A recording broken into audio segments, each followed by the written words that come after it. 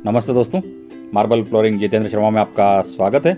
आज के वीडियो में आपको हम इटालियन मार्बल को कैसे लगाते हैं, क्या प्रोसेस है, क्या केमिकल है, क्या फाइबर को निकालना चाहिए या नहीं चाहिए, ये सब आज इस वीडियो में आपको बताऊंगा।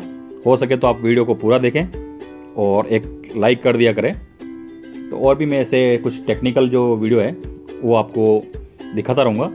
जैसा कि आप देख रहे हैं, ये पूरा बाथरूम है। बाथरूम का स्लोप एक तो ये यहाँ पे देना है, ये काउंटर का और ये WC का और एक शावर का, 3 इसमें पॉइंट दे रखे हैं। हम जो पत्थर लगाते हैं, अब हमको जो ओपन एरिया है, इस एरिया का पानी WC की साइड में ले जाना है। तो पत्थर लगाने से पहले जिस जगह पे आप लगा रहे हैं उस जगह को पानी से गीला करें। और ये देखिए, ये पत्थर हम लगाएंगे, ये एंटिक फिनिश है, फुल पॉलिश नहीं है, इस पर स्लिप नहीं हो पाएंगे, चमक दिखेगी पत्थर में। और पॉलिश वाले पत्थर को कटिंग करने के लिए आप देखिए, ये प्लाई का ये सलमाइका का शीट है, इसको रख देते हैं। अब जहाँ पे भी हम पत्थर लगाते हैं, पहले उस एरिया को पूरा गीला कर दें और उसमें सीमेंट का पानी डाल दें। उससे क्या होगा कि अगर कहीं पे भी होल भी है, अगर बाथरूम में वाटर प्रूफिंग की हुई है, इसमें तो बाथरूम में वाटर प्रूफिंग की हुई है, लेकिन अगर कहीं बाई चांस मिस्टेक भी रह जाए तो लीकेज ना हो। और जैसा कि आप ये देख रहे हैं, हम पहले पूरा बेस बना रहे हैं सीमेंट और रेती का, और ये पत्थर की कटिंग, और जो भी हम बुल डालते हैं, जो बुल लगाए हुए हैं उसके बुल के ऊपर एक एक पत्थर रख के ये पूरा पकड़ के इस प्लास्टर का मेजरमेंट ले रहे हैं। और अब इस बुल का हमारा कोई काम नहीं है, तो हम इसको हटा देंगे। आप ये देखिए, लकड़ी भी पत्थर पे आपको सपोर्ट के लिए, ताकि पत्थर टूटे नहीं ले जाते समय में। इसको हम जब ले जाएंगे तब ये टूटे नहीं है, क्योंकि इटालियन मार्बल में सबसे बड़ी प्रॉब्लम यही आती है टूटने की। अगर आपका कोई बड़ा एरिया हो तो पहले ऐसे प्लास्टर करके फिर हम इसको 250 में भी फिक्सिंग करते हैं।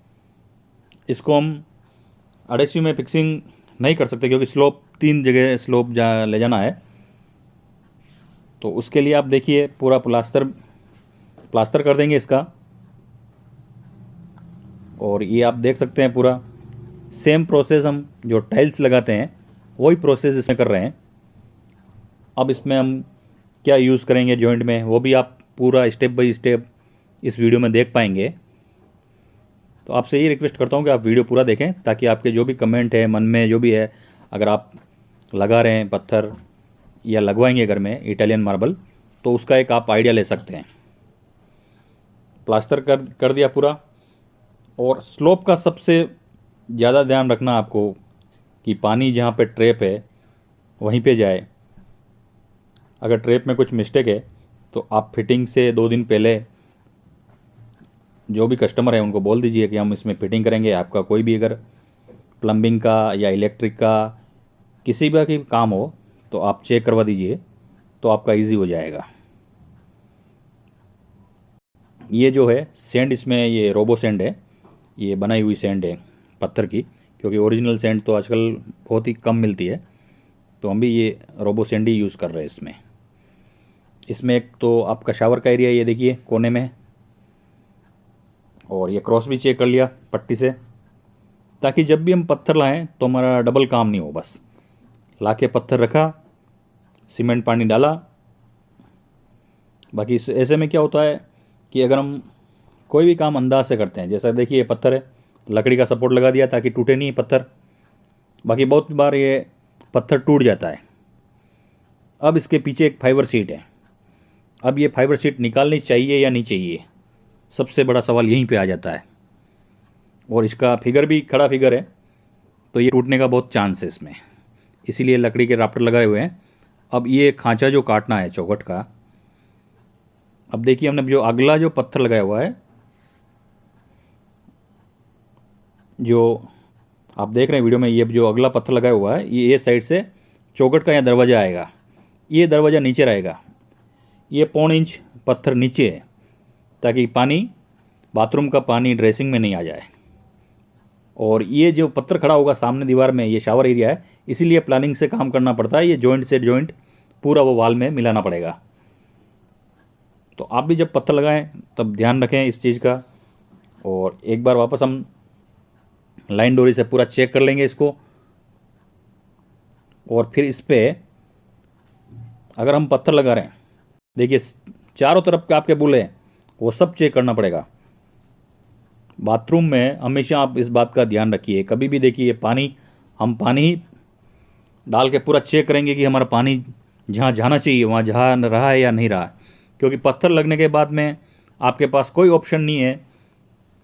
और कल अगर कस्टमर बोल दे कि मेरे बाथरूम में ट्रैप के वहाँ पानी जाता ही नहीं है, तो आपका एक तो नाम खराब होगा, एक काम। देखिए पानी हमारा जहाँ जाना चाहिए था वहाँ चला गया। तो अब हम संतुष्ट हैं कि हमने जो पत्थर लगाया है वो बिल्कुल सही है। अब इसको पक्का काम अब हम इसमें करेंगे। अब इसका ये खांचा काटना, देखिए चौखट का, हम यहाँ पे खांचा क्यों काटते हैं लाके, अगर बाहर भी काट सकते थे मेजरमेंट लेके, लेकिन बाथरूम की अगर राइट एंगल बराबर परफेक्ट नहीं है तो आपका ये पत्थर बिगड़ जाता। इसीलिए हम यहाँ लाके पूरा परफेक्ट मेजरमेंट आ गया। ये भी पता चल गया कि बाथरूम राइट एंगल में है या नहीं है, ड्रेसिंग से थोड़ा डिफरेंट है, वो डिफरेंट हम इसमें निकाल देंगे। ये पूरा अपना खांचे का निशान लग चुका है। ये देखिए पूरी कटिंग कर देंगे हम इसको। आप जब भी कटिंग करें तो मेरी रिक्वेस्ट है कि आप ऐसी मशीन से कटिंग ना करें, कटिंग मशीन से कटिंग करें। और ये जो देख रहे हैं यहाँ पे सेल्फ बनेगी बाथरूम में, ये सबसे मेन इंपॉर्टेंट चीज़ है कि अगर आपने नहीं बनाई हो सेल्फ तो ऐसा पहले से ही सेल्फ बना के रखें, क्योंकि आप मेरे जो भी वीडियो देखते होंगे उसमें ऐसी एक सेल्फ निश आती है। अब ये वाइट सीमेंट का पानी है जो हम यूज़ करेंगे। हम बिरला वाइट सीमेंट यूज़ कर रहे हैं इसमें। वाइट सीमेंट यूज़ करने से क्या रीज़न है कि जो ये वाइटनेस है ऊपर जो इसका कलर है, अगर चाहे तो हम ब्लैक सीमेंट भी डाल सकते थे, लेकिन ब्लैक से इसका थोड़ा शेड डार्क होता ऊपर से। देखिए ये फाइबर है, फाइबर हम निकाल नहीं सकते हैं, इसीलिए हम जगह जगह पे इसको रब कर रहे हैं ताकि ये नीचे से मसाला पकड़ ले, सीमेंट भी पकड़ ले।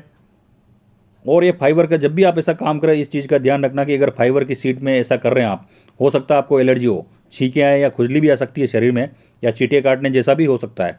अगर ऐसा हो तो आप इन चीज़ों से दूर रहें। अब देखिए खांचा भी कट गया, पूरा कंप्लीट हो गया। अब इसमें जो भी मिस्टेक होगी, क्योंकि एक ही बार में हमने, अब देखिए ये थोड़ी मिस्टेक आ रही है इसमें राइट एंगल में, और यहाँ पे पत्थर खड़ा होगा, ये गैप तो उसमें छुप जाएगा। अब देखिए ये क्रॉस भी चेक कर लेते हैं, अगर पत्थर में कोई खड्डा हो या पत्थर में बेंड हो तो इससे पता चल जाता है। और ये लकड़ी, अब इसको वापस देखिए, ये पूरा कितनी बार हमको ऊपर नीचे करना पड़ता है बाथरूम में, एक पत्थर को 3-4 बार करके पूरा, अगर ये होल होता तो 2 टाइम में भी इसका काम हो जाता। अब देखिए पूरा सीमेंट का पानी हम डालेंगे, ताकि सीमेंट का पानी डालने से क्या होगा, ये पूरी परत वाइट हो जाएगी। और पत्थर अपना है जो लाइट कलर का है, अगर इसका बेस वाइट रहेगा तो ये ऊपर से जो वाइटनेस है पत्थर की वही रहेगी। अगर हम ब्लैक सीमेंट यूज़ करते हैं तो इसका जो सरफेस है थोड़ा डार्क दिखता है, ये सूखने के बाद में जो दिखता वो डार्क दिखता। पूरा सीमेंट जो भी आप लाइट कलर के अगर पत्थर लगा रहे हैं तो वाइट सीमेंट यूज़ करें। वाइट अगर एडेसिव में लगा रहे हैं तो वाइट एडेसिव भी आती है, और ग्रे एडेसिव, दोनों तो सीमेंट कलर की भी एडेसिव आती है। और ये है केमिकल, मैस्टिक ग्लू नाम है इसका, और मैंने एक वीडियो भी बनाया था, अगर आपने नहीं देखा हो तो। इसमें हमने कलर मिक्स कर दिया है और ये हार्डनर दोनों को मिक्स करके जॉइंट में लगा देंगे। जो वीडियो बनाया था वाइट सीमेंट में हम कौन सा केमिकल यूज़ करें, आप चेक कर सकते हैं। वाइट सीमेंट का केमिकल, ये पूरा प्रोसेस इस केमिकल का मिल जाएगा आपको कि हमने कौन सा केमिकल यूज़ किया है। ये हम चाहे तो रेजिन भी यूज़ कर सकते हैं, लेकिन क्या अभी बारिश का टाइम है यहाँ पे, तो रेजिन सूखने में बहुत टाइम लगेगा। आप देखिए ये इस तरह से इसको अप्लाई कर देंगे इस पर, और ये पत्थर फिक्स कर देंगे इसको। और ये लकड़ी के जो राफ्टर हैं, राफ्टर भी खोल देंगे। तो आप एक आइडिया ले सकते हैं कि मैंने पूरा फ्लोरिंग का प्रोसेस बता दिया आपको। उम्मीद करता हूँ कि आपको वीडियो पसंद आए। ये देखिए खोल दिया, अब हमको कोई टेंशन नहीं है कि पत्थर टूटे। तो धन्यवाद दोस्तों, अगर आपको वीडियो अच्छा लगा हो तो लाइक और सब्सक्राइब जरूर करें, हो सके तो